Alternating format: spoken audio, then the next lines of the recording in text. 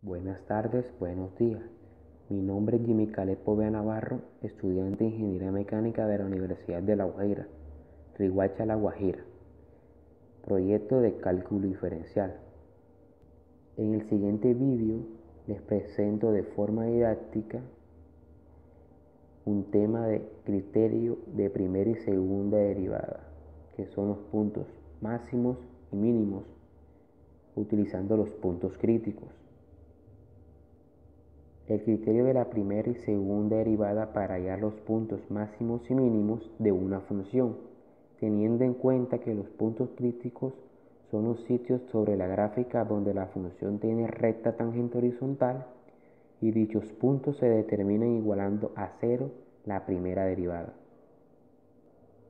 Teniendo en cuenta el concepto anterior, proseguimos a encontrar las coordenadas de los puntos máximos y mínimos de la siguiente función: f de x igual a x al cubo menos 3x más 2.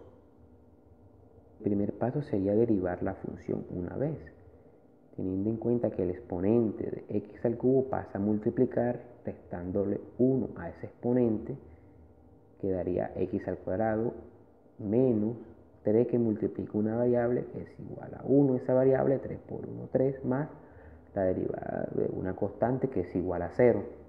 El segundo paso sería igualar a 0 y resolver la ecuación, esa derivada.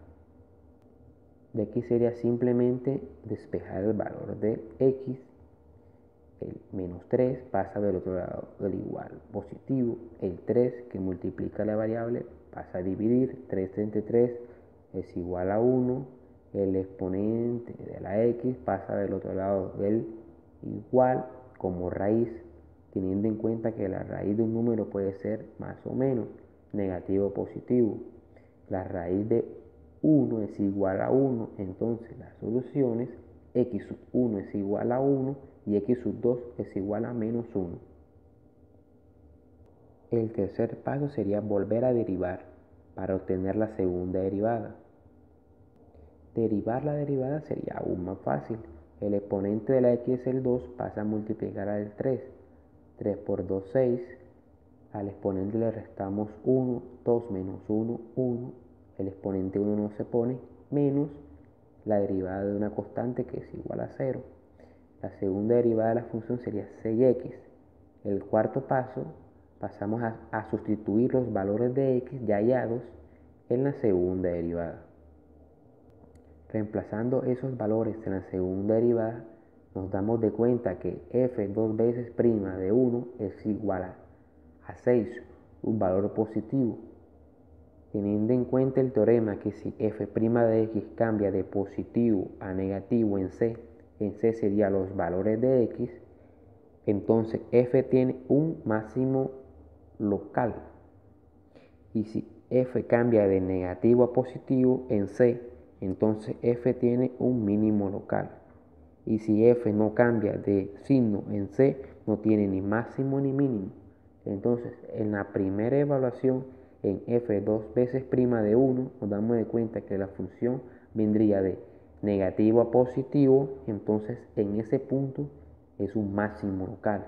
Y en la segunda, que sería f2' de menos 1, la función vendría de positivo a negativo, entonces es un mínimo local.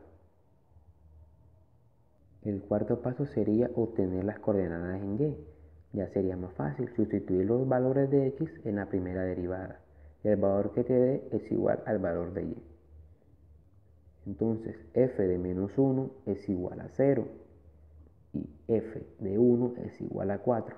Entonces el primer punto crítico sería en 1,4, que es un mínimo, y el segundo punto crítico sería de menos 1,4, que es un máximo, como ya lo sabemos. Y ya teniendo estas coordenadas, ya ustedes proseguirían a graficar la función para demostrar que todo esto sí es real. Todo esto es muy fácil. Lo que uno tiene que saber es saber derivar, a la redundancia, y aplicar cada uno de los criterios para obtener los diferentes criterios de primera de primera y segunda derivada, que son los puntos máximos y mínimos, las concavidades, puntos de inflexión, etc. Gracias por su atención, espero les haya gustado el video, hayan entendido el tema. No se les olvide dar like. Gracias.